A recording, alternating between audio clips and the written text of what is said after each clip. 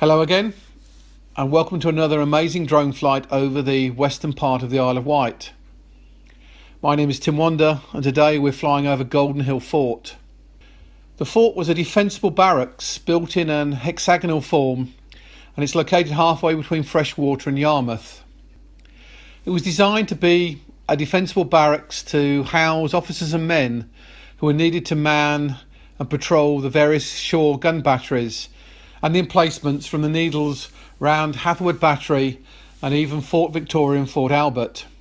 It was originally designed for a complement of 250 men, but as the French threat diminished in 1862, this number was actually reduced to just 8 officers and 128 men. But the fort always had its own hospital with a further complement of doctors and nursing staff. The name Golden Hill does not, as many people think, refer to the display of golden gorse, which is amazing from its elevated position looking over the downs, but it actually refers to the historic landowner whose name was actually Gordon. Although the defences look impressive, they're not designed to hold off any form of major attack. It only ever housed 18 light guns on the roof, but they did garrison from both Cliff End and Warden Port and Hatherwood batteries, and it's designed with 2 31-foot high walls and an entrance through a tunnel and a drawbridge did give it an element of security. In later years, the fort has been put to many different uses. During the First World War, it became an infantry training depot, and over 30,000 of the Duke of Cornwall's troops were trained there. In the Second World War, it was a depot for British and Canadian infantry, and was actually used as a barracks for the waterborne troops.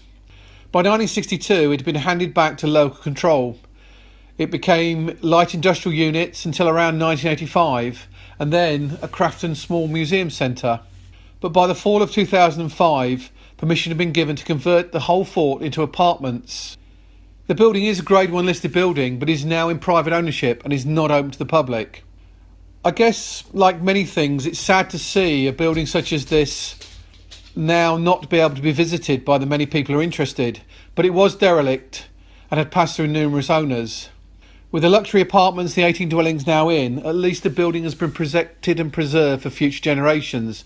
You can still visit the 50-acre park, and you're more than welcome to walk round the top of the battlements and imagine the light 18 guns that were based there to once protect the battalions inside.